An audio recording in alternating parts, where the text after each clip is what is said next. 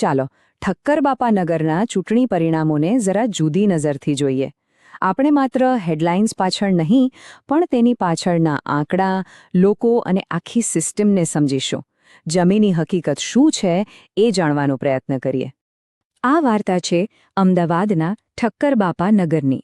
પણ આ માત્ર એક વિધાનસભા ક્ષેત્ર નથી. આ તો શહેરી ભારતના રાજકારણ અને શાસનની સામે જે પડકારો છે તેનું એક જીવંત ઉદાહરણ છે. અહીં જે બન્યું તે આપણને દેશના મોટા રાજકીય ચિત્ર વિશે ઘણું બધું કહી જાય છે. તો ચાલો શરૂઆત કરીએ 2022ના જનાદેશના ઊંડાણપૂર્વકના વિશ્લેષણથી. આ પરિણામોની દરેક બારીકાઈને સમજીએ. 9,04,009 આ છે ભાજપના વિજેતા ઉમેદવાર કંચનબેન રાદડિયાને મળેલા મત.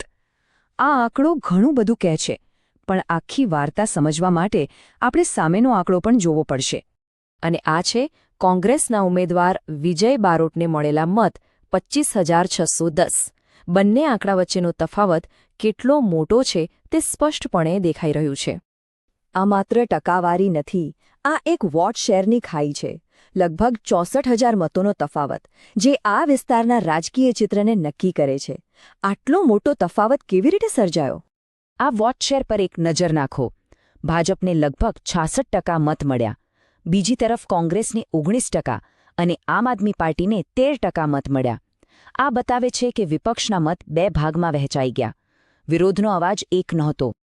હવે આપણે ચૂંટણીના આંકડાઓથી આગળ વધીને મતદારોની વાસ્તવિકતા પર ધ્યાન આપીએ. કારણ કે મતદારોની ફરિયાદો એ સૌથી મહત્વપૂર્ણ ડેટા છે જેની આપણે ઘણીવાર અવગણના કરી દઈએ છીએ. આ શબ્દો પર ધ્યાન આપો.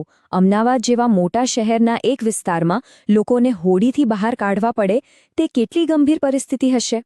આ માત્ર પાણી ભરાવાની સમસ્યા નથી, આ તેનાથી ઘણું વધારે છે. આ એક વ્યક્તિગત અનુભવને એક પ્રણાલીગત ખામી સાથે જોડી શકાય છે. ભરાયેલી ગટરો, ઉભરાતું ગંદુ પાણી અને ખરાબ રસ્તાઓ એ નાગરિકો અને શાસન વચ્ચેના તૂટેલા સંવાદનો પુરાવો છે. જ્યારે ફરિયાદો સાંભળવામાં ન આવે ત્યારે આવું જ થાય છે. આ માત્ર સમસ્યાઓની યાદી નથી, આ લોકોના રોજિંદા સંઘર્ષની વાત છે. પાણી ભરાવાથી લઈને ખરાબ રસ્તાઓ સુધી આ બધી બાબતો લોકોના જીવન અને સુરક્ષા સાથે જોડાયેલી છે. આટલી બધી સમસ્યાઓ હોવા છતાં પરિણામો કેમ અલગ આવ્યા? સાચી લોકશાહી એ જ છે જ્યાં લોકોની ફરિયાદો સાંભળવામાં આવે અને તેનું નિવારણ થાય.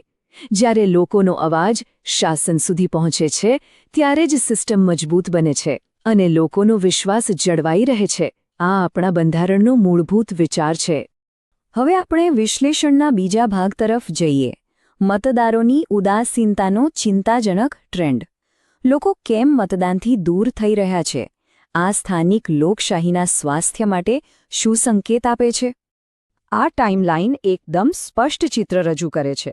2012 અને 2022 વચ્ચે મતદાનમાં 12.7%નો મોટો ઘટાડો થયો છે.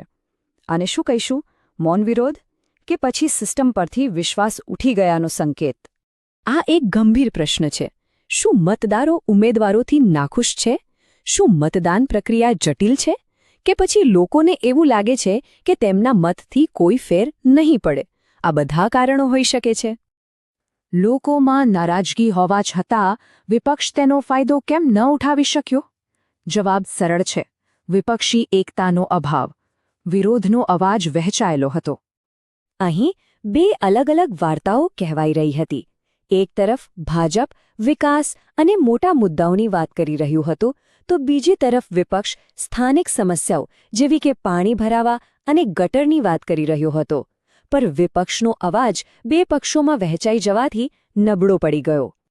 અહીં જુઓ, જે 12.8% મતદારોએ આમ આદમી પાર્ટીને પસંદ કરી તે એક વિરોધ મત હતો. જો આ સ્પર્ધા માત્ર બે પક્ષો વચ્ચે હોત તો આ મતોએ પરિણામના માર્જિનને નોંધપાત્ર રીતે બદલી નાખ્યું હોત.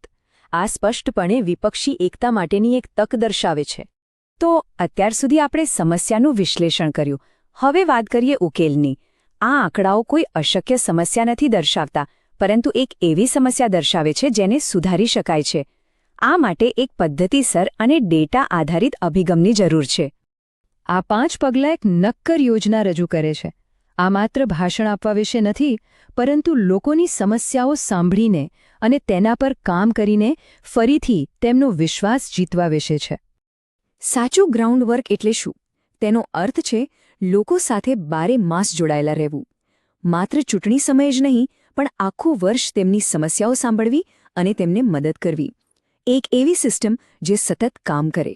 અને હા, આ બધું કરતી વખતે એક વાતનો ખાસ ધ્યાન રાખવું પડે: લોકોની પ્રાઇવસી અને તેમની સંમતિ. ભારતના ડેટા સુરક્ષા કાયદા મુજબ કોઈની પણ અંગત માહિતીનો ઉપયોગ ખૂબ જ કાળજીપૂર્વક અને ચોક્કસ હેતુ માટે જ થવો જોઈએ. લોકોનો વિશ્વાસ જીતવો હોય તો તેમની અંગતતાનું સન્માન કરવું જ પડે. તો અંતે આ બધી રણનીતિનો હેતુ શું છે? માત્ર ચૂંટણી જીતવી? ના, સાચો હેતુ છે બહેતર શાસન. એક એવી રાજકીય વ્યવસ્થા બનાવવી જે લોકોની જરૂરિયાતોને સમજે અને તેના પર કામ કરે. તો સવાલ એ જ છે, શું 47%નો આટલો મોટો મત તફાવત ઓછો કરી શકાય? હા, ચોક્કસ કરી શકાય. કોઈ ચમત્કારથી નહીં, પરંતુ સાચા શાસન, ડેટા આધારિત રણનીતિ અને લોકોની સમસ્યાઓ હલ કરવા પર સતત ધ્યાન કેન્દ્રિત કરવાથી જ આ શક્ય છે.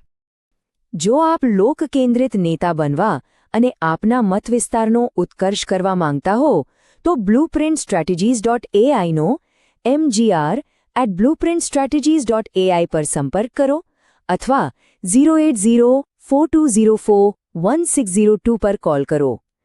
રાજકારણથી પરનો ઉદ્દેશ્ય